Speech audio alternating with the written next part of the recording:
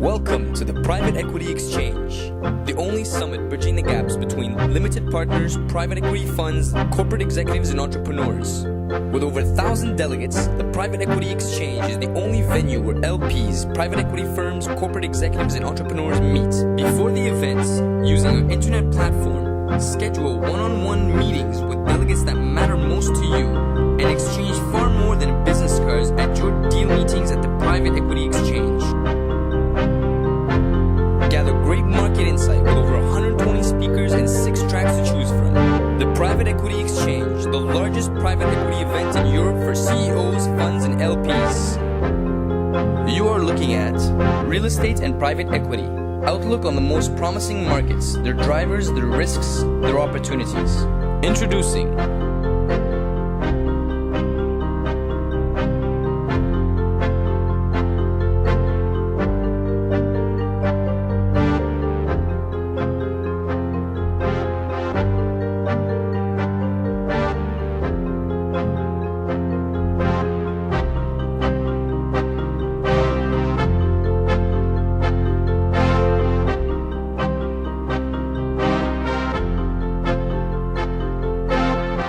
We have selected 4 areas on the real estate planet. Western Europe, which is close to our hearts, Central and Eastern Europe, the Mediterranean countries, and we will end with a more exotic area of the world, Asia. We, over the last number of years, have been doing transactions significantly in the UK, also in France, more recently in Italy, Germany, Belgium, and Poland, just to give you a sense of where my own prejudices lie and where we've been active. And in talking about Western Europe, I think that it first is, and the risks and opportunities that may be there, I think it's useful to just remember where we are today. Because particularly on the risk side, for those of us who have been in property for a while, we're usually all looking for the next disaster and the next catastrophe. Which are very difficult to predict because of I remember the oil crash of 73, 74, which was its own special disaster, the disintermediation of the banks that occurred in the early 80s and the high interest rates that occurred out of that. And then, of course, the crash that blew from west to east to America to Europe in the late 80s, early 90s, where real estate ran into significant problems. So all of us are sort of looking for the next problem. And I must say, I have to admit, I don't really see another great crash coming up. The thing which I think is most remarkable about the Western European markets is how they have evolved and changed over the last 10 years. There have been huge changes that have taken place, but they have not taken place in a radical way. They have taken place in a relatively gradual way, and as a result, today we're sitting in a position where real estate is an extremely well-favored asset class as compared to the past, and there is this wall of money, this tsunami of money that seems to be washing over the continent that is buying properties left and right, and it's something that many of us are trying to sort of deal with, which is limiting opportunities. But the result of that, of course, one first has to ask, I think, is a little bit, where does that come from and why does that exist? Part of it is the fallout from the equities market and the bubble collapse that happened in first part of this century with the dot-com bubble. The second issue, of course, is the low nominal interest rates that exist, although I would suggest that they are actually high real interest rates. But they are very low in nominal interest rates, which has encouraged people to take advantage of the leverage effects in real estate and take the income off of that. The third large factor is the economic growth that has occurred in Europe, certainly this year, both this country and France, and elsewhere in the Eurozone. The level of growth that's going on is surprising a number of the economists, and the knock-on effect from that has been increased occupier demand, which has had increased rental growth in most of the prime markets this year, which is good news for those of us who already own property. And of course, the other factor, which puts us a little bit in conflict with other investors, is wealth protection. There is a huge volume of wealth which has been created in some countries in Europe and elsewhere in the world over the last decade. And this money is looking for a home.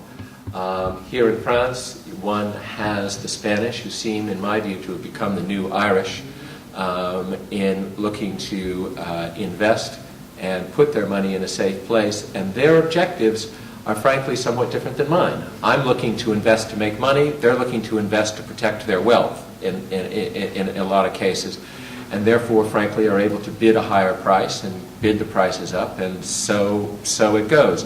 The result of this has been a twofold, I would suggest, result. There's been a huge decline in property yields, but more important than that, along with the decline, there's also been a compression in property yields. So where in the past, city center yields in Paris as compared to the provinces, in London as compared to Newcastle, there would be a 2 or 3 percentage point spread.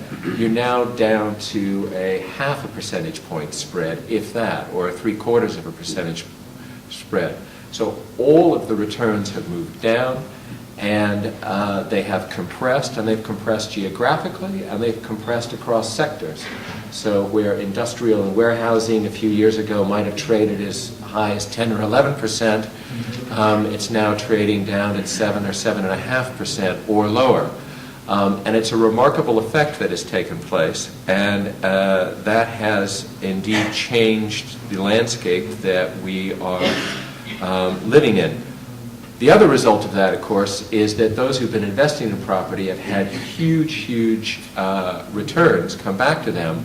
My grandmother could have made money investing in property over the last few years, quite frankly, because with the yield compression that's gone on, anyone who bought anything has virtually made money.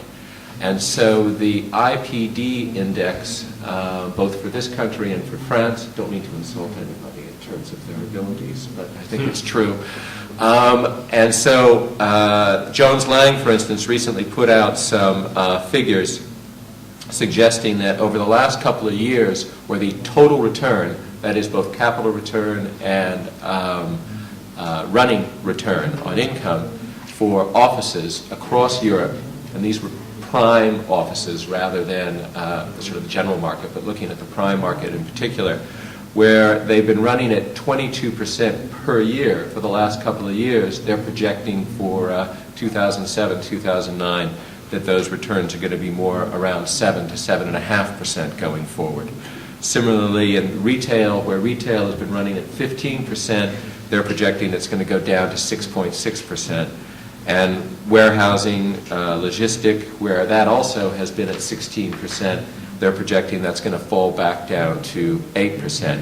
And I tend to agree with that, because with the amount of reduction in yields that has occurred and the compression in yields that has happened, this cannot continue forever, and it particularly cannot continue with a rising interest rate environment. And therefore, in coming back to the core question of this panel as to where the opportunities are for the future, in the past, recent past, there was an opportunity for macro investment choices. By simply investing in almost any decent property, one was going to be able to get a return. I think those macro choices are very difficult to find now. I don't think that one can say point blank, invest in Poland or invest in Italy, because we know that Italian real estate will increase in value. Those flat statements are no longer available. Rather, one has to go back a little bit to the core of our profession. There's always somebody making money. In good markets, bad markets, and flat markets, there's always somebody who's making money. And it means that it comes back to the skill of the manager and the skill of the investor to find particular properties and particular opportunities where there's a chance to make money. Unless, of course, your particular investment strategy is simply a core strategy. I also think that there's an opportunity that exists in the future with regard now to higher quality assets, because with the compression that's taken place in the provinces, with the compression that's taken place across various other sectors on a risk-adjusted basis, to invest into higher quality assets that still have some small problem in order to provide an opportunity to make above market returns. So a good quality office building in a central business district that has some vacancy and need for renovation, for example, must be a better opportunity than, in my view, than a building in the provinces which is virtually paying the same sort of a yield on it. And in terms of risks going forward, I think that the greatest risks that lie out there are, first of all, some sort of general financial collapse across the marketplace, which may be spurred by the over-geared American hedge funds, all 9,300 of them, which have now decided that real estate is identical to another financial product and they can borrow upon borrowing to get into it. I don't think that's very likely, but that is a risk. I think another risk which we all face is weakening occupier demand. When the Royal Bank of Scotland takes 1 million square feet in India to move some of its back office operations out there, when you have in China and in Eastern Europe people who are willing and skilled and able to take the jobs that currently exist in Western Europe, one may have a situation where your head office, more senior people, still need space in central London, central Paris, but your occupier demand starts to diminish for secondary offices in provincial locations. And I think there's a risk one has to watch out for, and frankly, I think we're beginning to already see that.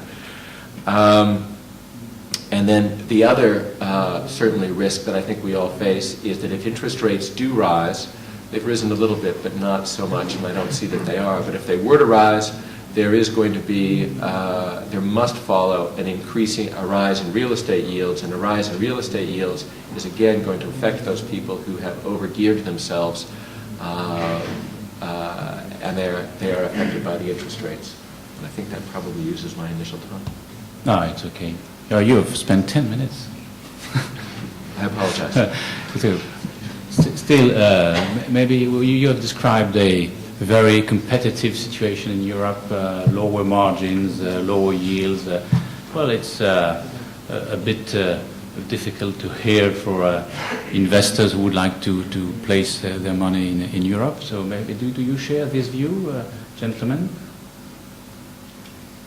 I mean, at least for us, we do see a big sort of a lot of competition on products in Europe, so it's very difficult to purchase at the moment. And we are Australian investors and we're newcomers as well, so we are part of this new tsunami of money, if you will.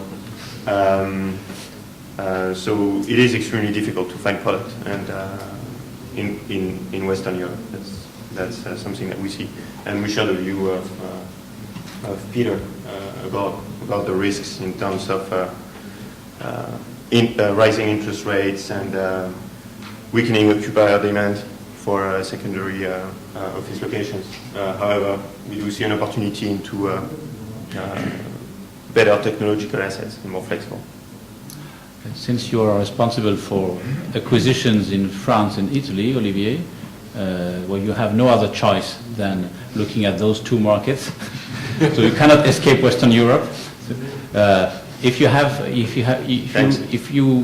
to rate France and Italy relatively to each other, what would you say? You mean by heart, by food, by real estate? You are a real estate investor. I think each market is quite specific. If you look at France, I think the opportunities at the moment are rising rents in terms of office. I don't see much cap rate compression going on, but I think that the largest opportunities that we see are in spec developments as for opportunistic investments. In Italy, you still, in my view, have some capacity for interest rate compression, for cap rate compression, and generally a big lack of modern space. Now, Milan, for example, to speak about Italy, is dramatically going to change in the next 10 years. At the moment, when you look at I think the take-up in Paris year to date is around 2.5 million square meters. The take-up in Milan is around 250,000 square meters. There is no rollover of tenants at the moment because there is just no stock. So I would rather put the opportunities on the renewal of the stock in Italy. So the holy grail is what Peter mentioned, the higher quality assets, and Italy could have a large space to develop this type of new assets. Yeah, that's right. I very much agree with Peter's and Olivier's comments. I think that anything that has a yield on it these days is super pricey because people just don't differentiate between quality of tenant, location, quality of the asset, and even if a building is about to collapse in the next year, they're still bidding a 5 cap. So I think it makes it very difficult for people like us to find opportunities where you can actually make money and not preserve your wealth, as he was saying. So I would very much view developments, targeted developments, as the only plays left in countries like France and Italy for different reasons. France, obviously, there's a huge demand for quality and modern office space, at least in the Paris area, and Milan. It's a transformation and general refurbishment story that will happen in the next few years. Good morning. So I come from the banking investment side, but right now I'm with LandAmerica. I've been for the last 3 years with LandAmerica, which is a title insurance company. We have 2 areas of activity. We cover legal risks. One area of activity is the CMBS market, and we are covering the legal aspects of large transactions currently in Europe. And the other reason why I'm here is the other area of activities, or the main area of activities for us, is covering all the legal risks, especially in Central and Eastern Europe. So even if we're not an investor, I think one advantage we have is that we cover the whole region, we follow our clients, and we have a pretty good overview of what's going on right now in the market. So, well, one thing is clear, why are we talking about Central and Eastern Europe, or why is everybody flocking there? If you look out of the 6 countries that are growing the fastest in Europe, 4 already from Central and Eastern Europe. You'll know that, I mean, it's not a big surprise. What is also interesting is that cities like, well, of course, Istanbul, which wouldn't even have been on the chart 5 years ago, but Moscow is now ahead of Paris, and you have sadly Prague, Budapest, and Warsaw among the top cities where currently investor thinks there is good prospect. I mean, if you look at the chart, excellent prospects toward the right a bit and toward the left. So you have really both for development and for the supply and demand. People are considering big cities like Moscow, cities like Prague and Budapest really top of the chart with these Western European cities. Now, this explains the influx of money that we've been witnessing currently in that area. If you see this survey that has been made, Western Europe here is still ahead of the rest of the world, but you have ahead of Asia, ahead of other regions, so in Latin America, way ahead. You have Central and Eastern Europe. Now you have to realize, again, that we're talking about markets. If you add all the park that you have in all the Central and Eastern European countries, you hardly have a park that's larger than the Paris market. So you have all this money and all this interest flocking into a park that's still relatively modest. That explains, again, the number of deals that have been done in the Central and European area. For 2005, the total volume of transaction in Central and Eastern Europe was about slightly below 7 billion euros. For the first half of 2006, we're already in June, we were already at 4.2 billion euros. So it's going to be close to 9 billion probably by the end of the year. Now, the other thing you have to realize is that the money that has been raised by the Blackstone, the Carlyle, the G Capital, and everyone else, earmarked for Central and Eastern Europe, is way it's way past 10 billion euros. So you have already money earmarked by those funds to invest in Central and Eastern Europe that's greater than the value of all the transactions that have been completed this year in those markets. What is interesting is that the value went down in 2003 mostly because it was distorted by very large transactions that had happened in Slovakia and some of them in Czech Republic. But basically, we are now back into the value of those deals in the CE. That's according to a survey that was done by Van Dijk. But basically, from DTZ, the total value of all those transactions was 7 billion euros for the year 2005. Now, what are we covering? We're covering the legal risk. We're following our clients that invest in those regions and perceive that, yes, there is some element of risk. I mean, yes, the yields have compressed. You now have transactions. I was in Warsaw. The latest transactions that have been closed in Warsaw were at 6.5, or even I heard transactions are closing at about 6% cap. So you have a yield compression, so perception of risk is definitely changing. The country that has changed probably the most is Russia. Moscow was in 2003, yields were 15%, 14%. Moscow now is, you can see yields way below 10%. The other countries that has been anticipating the entry in the EU where yields have compressed dramatically is Romania. Deals in Bucharest now are basically around 7%. There have been deals closed recently in Bucharest at 7%. That was not the case in Prague, in Budapest, and Warsaw before they joined the EU. The yields there, even when people knew that they were going to be part of the EU, the yields were still above 7%. So people have been anticipating the Union, Romania joining the Union, and the yields are compressing in Romania faster than anywhere else I can remember. So we basically we see investors everywhere. Basically, we follow our clients. So in Central and Eastern Europe, the only two countries where we have never seen any demand and nobody seems to be going are Belarus and Albania. Except for that, we even have recently requests from a large British group for a resort that they're building in Montenegro. So there is really demand throughout the board. It's clear that the further east you go, the less transparent the market, and it's basically what that chart is showing, but that doesn't come as a big shock or as a big surprise. The inherent risks there people perceive are definitely restitution risk, what's happening with the legal situation. You have countries that have very good systems for recording, like Hungary, to a large extent the Czech Republic. You have other countries where recording systems are a little more difficult to follow or understand. Certainly the northern part of Romania that used to be part of the Habsburg Empire has very good recording system. The southern part doesn't. So people have definite concern about the legal aspect of title and situation there.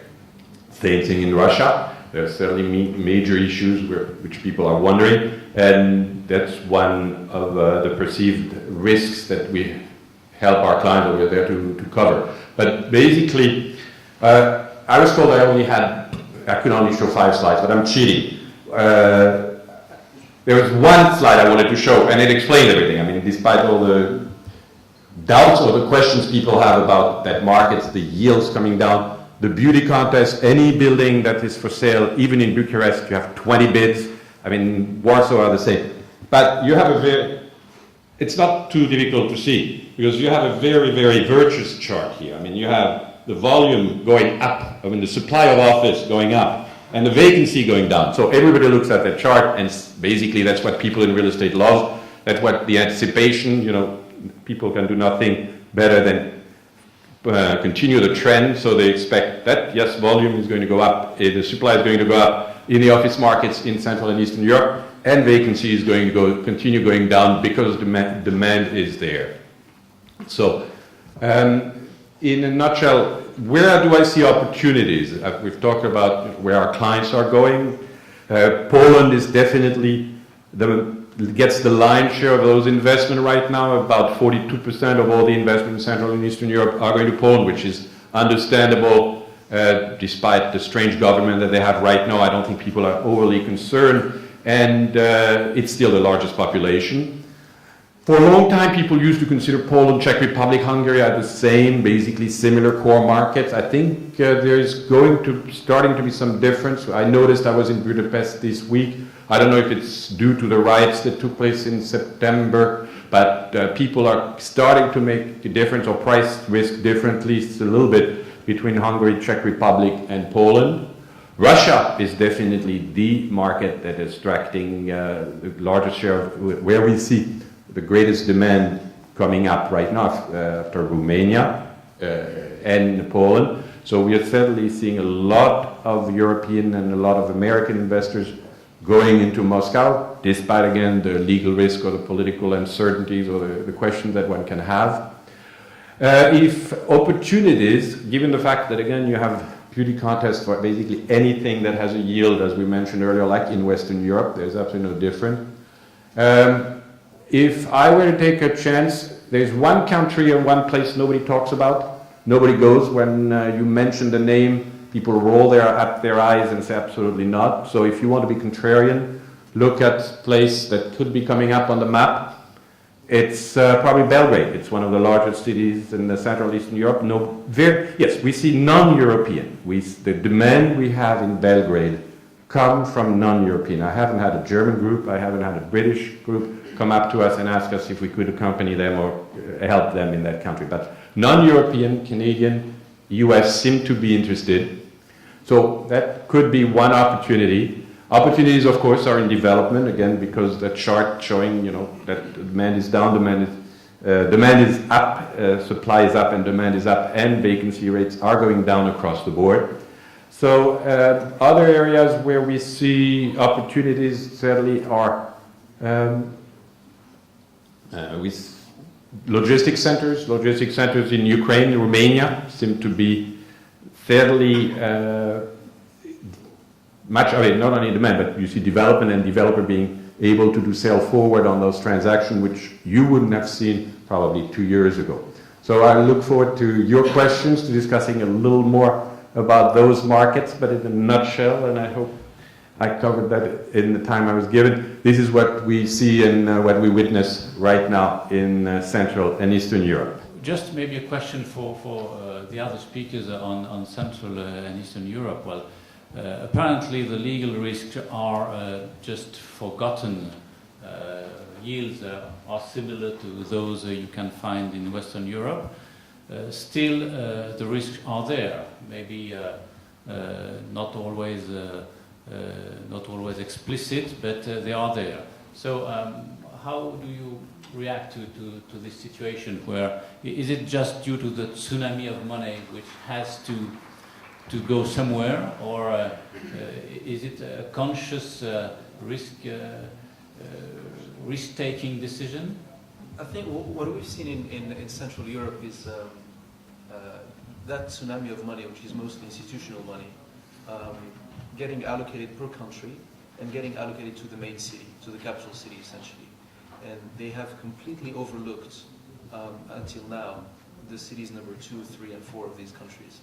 We've looked at the Czech Republic, for instance, where you go to the number 2 city, Ostrava, where yields are 2-3 points higher than Prague, where rents are half of those, and where major industrial investments are getting done, and companies like Mittal or Hyundai are going there and building a lot of space. And there's absolutely no single hotel, office space, or decent logistics center that was built since the fall of communism. So there are still real arbitrage opportunities, I think, mostly because I think in a way these countries have developed much faster than anyone have imagined, and also the big German funds or the British buyers tend to go to the capital city just because, I don't know, it's mostly practical for them to do business there, and they can get their country allocation. But we think that arbitrage will be a very good source of investment opportunities for us. I can speak for Macquarie. We are clearly opportunistic, and so where opportunities come, we have a look at it. And many opportunities have come from Central Europe, where you can reach your famous 20% IRR or above. We've taken positions in the Rondo Tower in Warsaw. We've looked at very funny countries as well. But one thing that we just done, which is quite new, at least for us, was we just closed the transaction last month, which was residential development in Central Europe, which is something that is changing at the moment and that we see changing, which is the product is not there. People now are working for Western European companies and did have increase in wages and don't find the product. And so you see a niche market where a product is not there, and you're talking about increasing from in 2 months went from 1,500 euro per square meter to 2,000 euro per square meter, roughly, for new residential over there, which are still affordable prices, but with very big potential. So that's also one big area that we're looking at the moment, not only logistics, office, and so on. I think in terms of your question on legal risks, I don't think that people are that concerned about legal risks any longer. I think that's partially because clearly the legal systems in these countries have evolved, and they are better worked out than they were 10 years ago. And it's significantly because people want to be optimistic today. And of course, there will be no legal problems as long as there are no problems. The legal issues only come to the fore when things start going wrong. And all of a sudden you find yourself with the need to go to court. And I think people just aren't looking forward to that. I mean, and I wouldn't be too arrogant about that, because I think a number of people in this room will remember what happened during the real estate crisis in this country, when there were a large number of banks who did not have mortgages securing their debt, but they had promises to give mortgages. And all of a sudden there was a legal problem when they came to reclaim their debt. The Credit Lyonnais history was an interesting one. So there are no legal problems because there are no problems. And I think we're overlooking that risk. Now we're going to move to sunny countries with Reda Khatim. Reda has a long career already in the various countries, starting with Lycée Lyoté in Morocco, a grande école in Paris, Harvard, in the US, CSFB, a variety of postings, and he's now with Citigroup, Citigroup property investors, and looking specifically at the Mediterranean countries. So, Reda, we are ready to hear you. Sure. Thanks. I would just start by making a general observation on opportunistic investments. And as my colleagues here echoed, it's very difficult for opportunistic funds to find deals today. There's an overflow of liquidity. Financing and in its most structured form is easily available, widely available for everyone. There's an increased transparency and pressure on corporates to auction their real estate, which means that prices naturally tend to go higher. And largely the bloodbath after the big crisis of the 1990s has been washed down. Apart from Germany, which is still in a distressed situation but rapidly evolving, most European countries are, I would say, at the top of the cycle. But I mean, having said that, real estate is still an illiquid asset class, and you'll always have arbitrage opportunities, as we were mentioning. So the different areas that we try to look at are, as was mentioned before, developments. So basically going a little bit higher on the risk curve. And looking also, another area that we're looking at is to try to find real estate in an indirect way. mostly in operating companies. People have looked extensively at businesses like retail, like nursing homes, like restaurants. I think that will be the game forward, because even for the listed companies, I would say especially for the listed companies, that real estate value is generally not reflected in the valuation.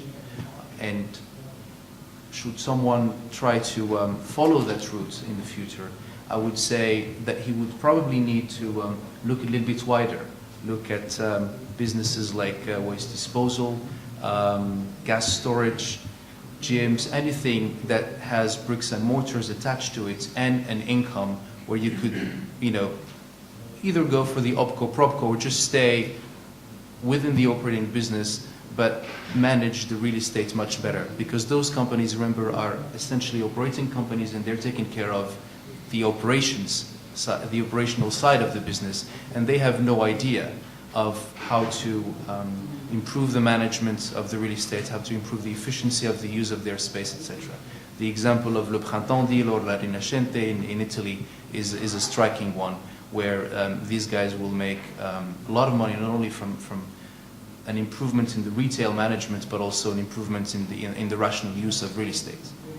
The final big avenue, I would say, for opportunistic funds would be to look at some long-term macro tides, some waves that are a little bit bigger than all of this tsunami of capital, and whereby you could minimize your risk, because if you come back in 10 years, you would still have that wave pushing you. And I would just list, we could think of many, but I would just list two. The first one is the aging of the population in Europe, and the appearance increasingly of a European Sunbelt. Similarly to what happened in America, and again, like most trends, they start in the US, move a little bit to England, and then move to the continent a few years later. The aging of the population and the arrival of the baby boomer generation on the retirement part of their life, or the active retirement part of their life, is going to create tremendous opportunities for various businesses, for retail, for the travel industry, but also for the real estate sector. And so far in Europe, very few people have targeted that as a specific asset class. People obviously have been building, and there's a lot of transactions that have been done in the nursing home sector, but I would say that targets the sort of 75-year plus population, which is already in need of some kind of medical assistance. What I'm talking about is the segment of the population between 55 and 75 years old, whereby you could start thinking of some kinds of real estate that do not exist, or if they exist, they're certainly not marketed to them right now as a specific segment. And these are things like senior housing, so non-medicalized senior housing, things like second homes with some facilities for seniors, resorts, and these opportunities largely will happen on the southern parts of Europe. Now, when you look at the southern part of Europe and you look what's happened so far, you see Spain, obviously overbuilt, overpriced right now, where they've had some massive developments. But again, targeting the general population and not targeting that segment per se. And when you look at what's happening in the United States, certainly in states like Arizona or Florida or even California, even Mexico now, Costa Rica, you're having a lot of real estate operators that are specifically targeting that population. And specifically targeting that population by creating resorts where they impose a limit on the age of the buyer or the resident, where they create ground floor only apartments and residences, where they create an environment that's conducive to these people recreating a life and actually wanting to spend more than the 3 winter months. And that is actually we see a huge opportunity. Now, in Europe, will it happen in Spain? Probably, because they just have had this mentality, and they have the right legal and planning framework to authorize that very quickly. Now, the problem with Spain is that land value has increased tremendously, so it's very, very difficult So we got to look at other countries in the Mediterranean. And when you look at the other countries, the other big countries that could offer more or less the same thing, you would look at Greece, you would look at Turkey, you look at Croatia. All these countries have, they have tremendous advantages. Greece being in the Eurozone is even another advantage, but they have huge planning issues whereby for an investor to do a sizable project, something that we would take a look at, we would require on average between 10 and 12 years to assemble the land, because land is so fragmented that you have to buy it from goat farmers all around the coast.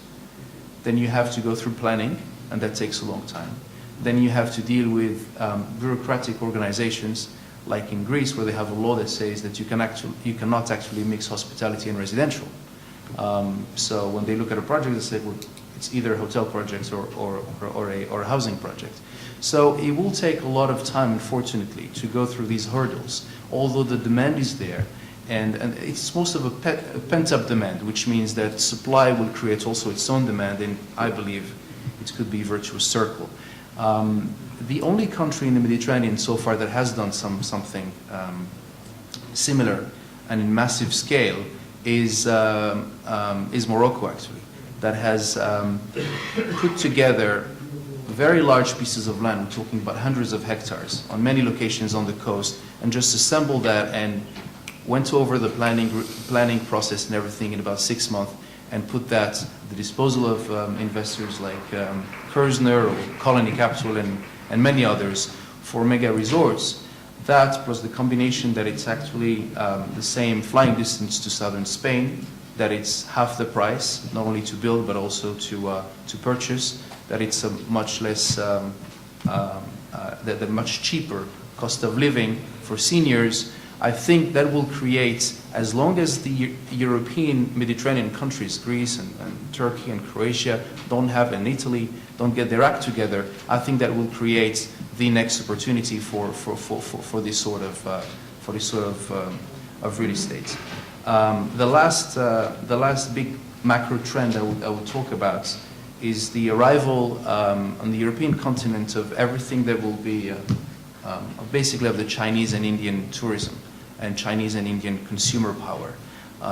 Again, when you look at a deal like Le Printemps, it may be overpriced today, and you may think that there's some upside by a better separation, better management of real estate versus operations, but you will see a much bigger upside if you factor in the Chinese tourists coming to Paris, and Paris being one of their favorite destinations, some of them will stop in a department store like that. So that will have major impacts on retailers, major impact on hospitality, and also will force the hospitality industry to reinvent itself in the sense that they will have to recreate maybe some models, either real estate models like brick and mortars models or marketing models to target that population that has specific needs, that has a particular spending pattern, and that has a particular taste, both in time preferences for traveling and also in locations.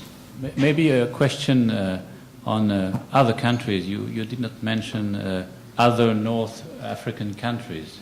What would be your view? I think a country like Tunisia will probably benefit a little bit from retirement trends. I mean, there was a poll by a polling institute here that showed that about 1 million French retirees will actually move now abroad. Most of them are driven by the fact that their pension is simply not enough for them to have a decent living here. So I would say that in that poll they said that about 40% were thinking of North Africa, and some of that may go to Tunisia, so some other countries. I think between the French and the Spanish markets and the German markets, you will have some patterns that are quite interesting.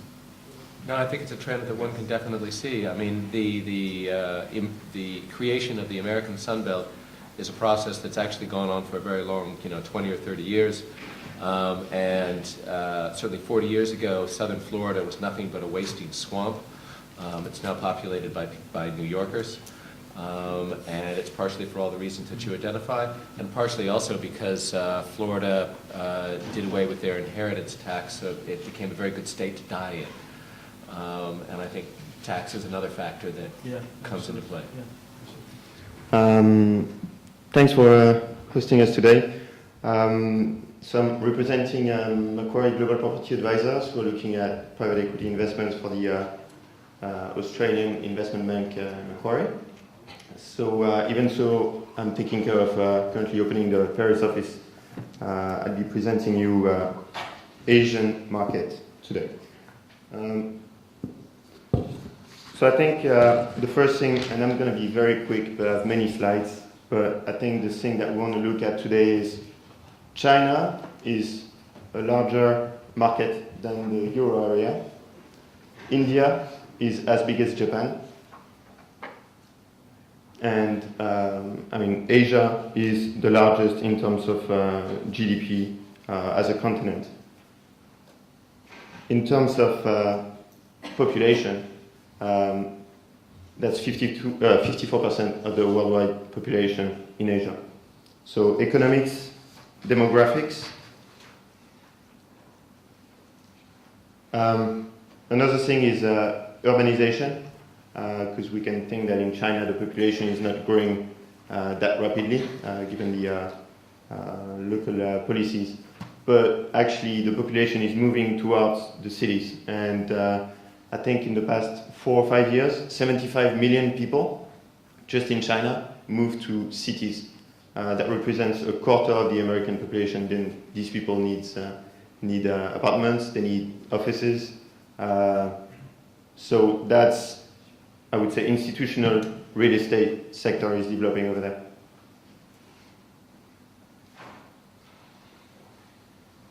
Asia is driving the world's GDP growth. We saw that Russia and Turkey were driving the European GDP growth. But when we look at these numbers, and just for 2007, we're talking about 300 to 500 basis points above European growth. The drivers of this growth, Japan, just like Germany, is getting better. China is booming, India is booming, less dependence to the US, higher savings, etc. India is going roughly at the same pace as China. It's quite a way back. That's GDP per capita, but it's same trend. That's the savings as a percentage of income. One issue today is make American people save money and make Chinese people spend money. So they can buy apartments. Not only in Poland can people buy apartments. This is all very rosy and nice picture, but there are some risks, just like everywhere. Largest being, in our view, political risk. We saw in recent events in Korea, which has an impact on the South Korean market, obviously. Chinese versus Taiwan, India, Pakistan, and maybe it's quite closer to the Middle East than we think. There is a growing divide between the rich people and the poor people. When you visit China, you can go from one place which looks like Japan or Tokyo to another place which looks like faraway regions from Vietnam and Middle Ages, really. There's a growing divide going on over there. Investment climate, that would be legal risk, tax risk, etc. How many days it takes you to enforce a contract over there. And obviously Asia is quite big, so it quite differs from Thailand to India, etc. Can it better withstand future shocks? We do think so. I mean, as we're talking, I think it was Peter who mentioned, maybe it was Reda, who were mentioning long-term trends. Demographic trends are quite sustainable. and it's for the whole region, and those things are not just subject to the level of foreign investments. There is a local market being created within the Asian countries at the moment, and lesser dependence on the US, as we saw earlier.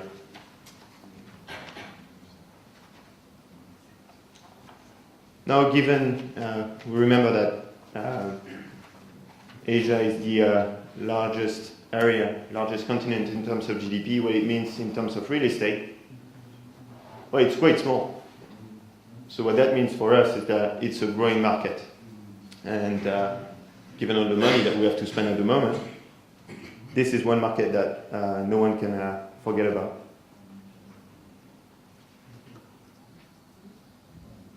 Now, is it an attractive market in terms of return on investment? Well, we do see more transparency, we do see more liquidity going on, simpler tax ruling, etc. And we still have positive returns on net yield basis. And so these combined with current compression in cap rates that we're seeing at the moment makes it very, very attractive investments. And we can see in Japan, interest rates are very low. They've been much lower in the past, but it's a recovering market. But there are very positive arbitrage to be done. Sorry, that's a lot of information, but I wanted to show really quick what we've done over there, which was, for example, Hong Kong residential redevelopment. That's a refurbishment of a tower in Japan. Those are the kind of transactions that you can see over there in the market. Development of office buildings in China or in Seoul. So now Asian opportunities, maybe it's a little far away, but it's a very, very large market, as Olivier mentioned. So basically it should mean that 50% of your investments should be allocated to Asia. Is it the case? I mean, I have to admit that I recently spent a few weeks in India looking around, and more than just the statistics, which are overwhelming, when you're on the ground there, there's a dynamism and an energy which is absolutely infectious. I mean, these people are moving, and they're not going to stand still, and they're not going to be held back. It's a very infectious area, and I'm not speaking of the jabs I had to get before I went, but I think Europe and North America need to watch out in the decades that come, because there's a lot going on there. I mean, developers there will promise delivery of a building in 8 months. A 1 million square foot office building, they'll deliver it in 8 months. There's no 35-hour work week.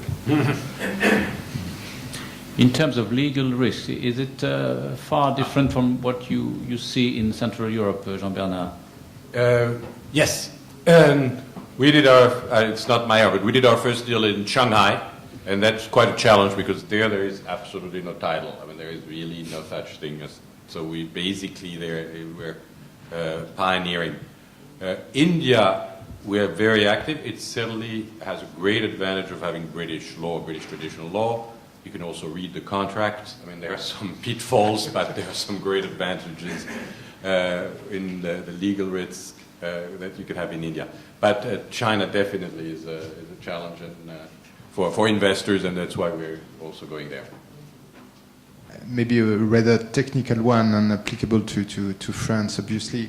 I'd like to understand what kind of title insurance or value added you consider having, given our French system, whereby basically notaries are responsible and liable for the deeds they authentify, and with the result that somehow title risk, if any, is covered this way.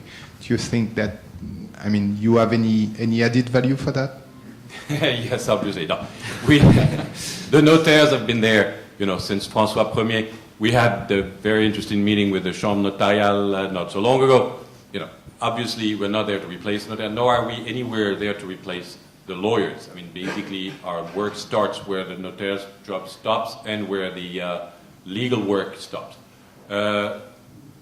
In countries like France, We're involved on securitization area because it's much easier on the international market to tell investors you have title insurance, they're used to it, it's the case in America, rather than telling them we're going to give you the translation of what the notaire has been given, or the conclusion, or what the legal, the legal opinion of the lawyer from Spain or from Holland. That makes life much easier and standardizes the procedure for securitization. So that's one area where we are involved in France. The other, we've done 3 transactions in France were major title flaws. So basically in the past when a notaire uncovered a problem, and we had the case 3 times recently in La Défense, they had a choice to tell the client, it's your baby, it's your risk. I mean, I've told you what happened 20 years ago. Obviously 20 years ago something should have been done that wasn't done. So you have German funds looking at that and saying, okay, now what do I do? You know, do I walk away from the deal, or what's the risk? So basically we've insured this transaction. But you're right, we have no expectation that people go to sleep at night in Nevers and wonder if they own their apartment and come to us and call. No, it's pretty well set. It is the case most over Western Europe, even in Central Europe. We're there basically to standardize certain procedures. We're there to add some, to answer legal flaws. We're there to answer some restrictive covenants. It's very common in England. We cover restrictive covenants.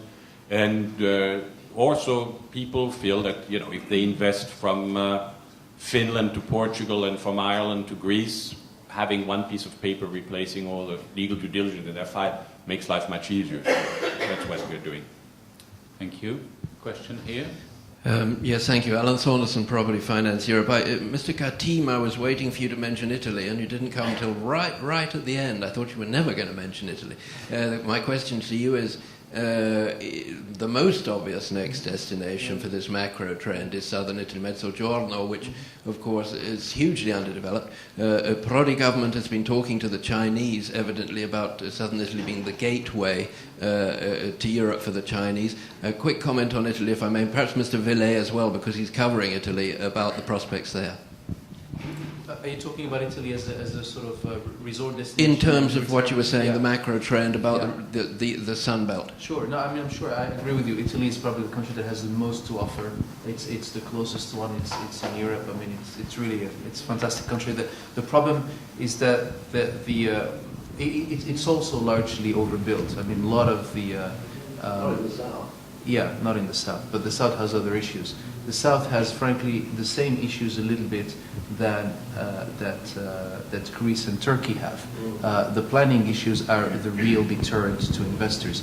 When you have those kind of planning procedures and timings, you have 2 choices. Either the government takes a super voluntary policy to assemble that and does the job as a master developer for an investor, or you give a very sweet deal for the master developer in order to come in and take those risks. I mean, most of our money doesn't have a horizon of 15 years. And we simply cannot, I mean, you simply cannot get projects started or financed if you don't do that. Now, there are talks of big resorts in Sicily, big resorts also a little bit in the areas next to Naples. The Sardinia local government is probably a more proactive one and relatively clean. But again, I mean, remember when the Aga Khan developed Costa Smeralda, he lost a lot of money. He's not the one who made money on Costa Smeralda. It's a fantastic resort, but not for an investor.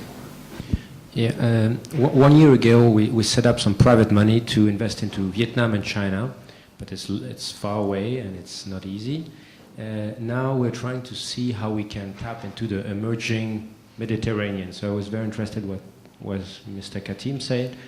Very practically today, if you want to tap into these opportunities, especially Morocco, but also other Maghrebian countries, I agree with this Sun Belt concept.